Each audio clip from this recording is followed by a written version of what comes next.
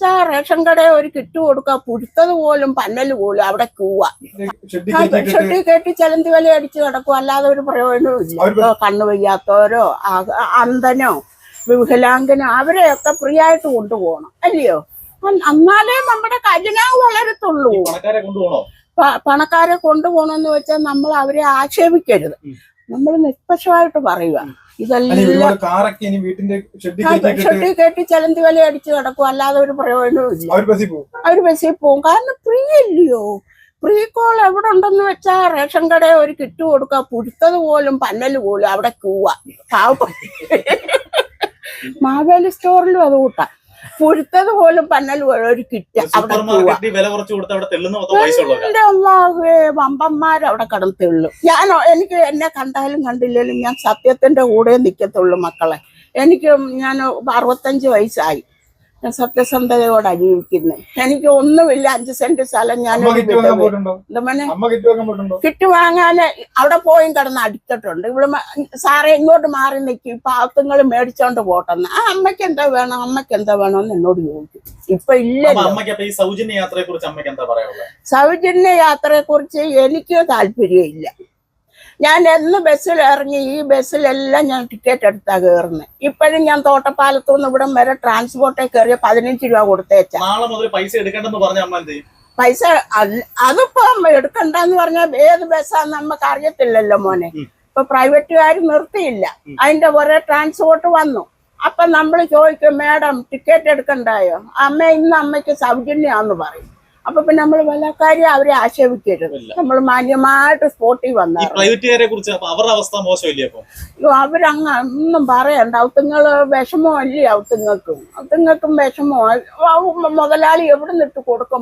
മാസം എത്രായിരം രൂപ കയ്യിൽ നിന്ന് ഇറങ്ങണ്ടായോ പ്രൈവറ്റുകാരെ? വീട്ടിൽ എന്തോ അതിനു വേണ്ടി അങ്ങ് വരുമാനമുണ്ടോ? ചിലപ്പോ ഈ ഓടുന്ന വണ്ടി കൊണ്ടായിരിക്കും അവരും കുടുംബം ഇടിച്ച് കയറുവന്ന്. അത് ഞാനിന്ന് കാണാനായിട്ടാ വന്നത്. എന്റെ അക്കാടെ മോളും 10,000 പഞ്ചായത്തില് ഇപ്പൊ ജയിച്ച്, കോൺഗ്രസ് ജയിച്ച് നിൽക്കുക. 10 ബീന അസറഫ് MLA അതൊക്കെ കാണാനേ അത് കാണാൻ വന്നതാ മോനെ. കയറത്തില്ലെന്ന് പറഞ്ഞോണ്ടായില്ല. അവര് അടിയുണ്ടാവും. അവര് പിന്നെ എന്തോ വണ്ടി ഓടുന്നു, പെട്രോൾ അടിച്ച് വണ്ടി ഓടുന്നു, 1-2 ആള് കയറിയാ അവർക്ക് മുതലാവോ? മുതലാവത്തില്ല. അങ്ങനൊക്കെയാ കാര്യങ്ങൾ. നോക്കിക്കണ്ട് ചെയ്ത ഇടതിനും കൊള്ളാം വലതിനും കൊള്ളാം, അത്രേ ഉള്ളൂ, തമ്മിലടിക്കാതെ.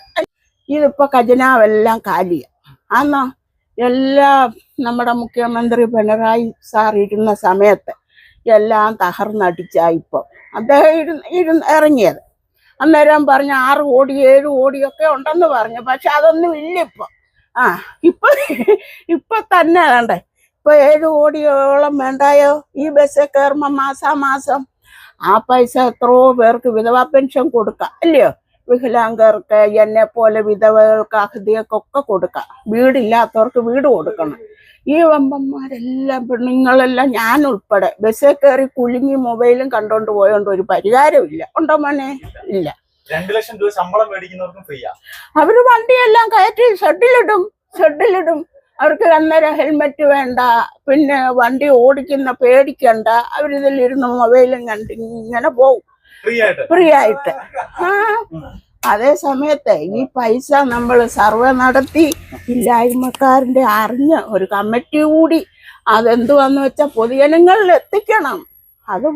അതിനകത്ത് പാർട്ടി ഇല്ല മോനെ, ഉണ്ടോ? എല്ലാരും ഒരു കൂട്ടാ.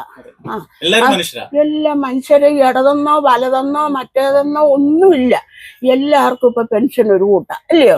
പ്രധാനമന്ത്രി പിന്നെ നരേന്ദ്രമോദി എല്ലാവർക്കും 2000 രൂപ വെച്ച് കൊടുക്കുന്നില്ലേ? അത് പാർട്ടി നോക്കിയാന്നോ? അല്ല. ഇതിപ്പോ പാർട്ടി നോക്കിയാന്നോ? അല്ല. അപ്പൊ സമൂഹം വളരണം നമ്മളെ. അപ്പം നമ്മുടെ സമൂഹം വളർന്ന് നമ്മള് പാവത്തങ്ങളെല്ലാം വോട്ട് ചെയ്ത് അവരെ ഒരു ജയിപ്പിച്ച് കരപറ്റിച്ച്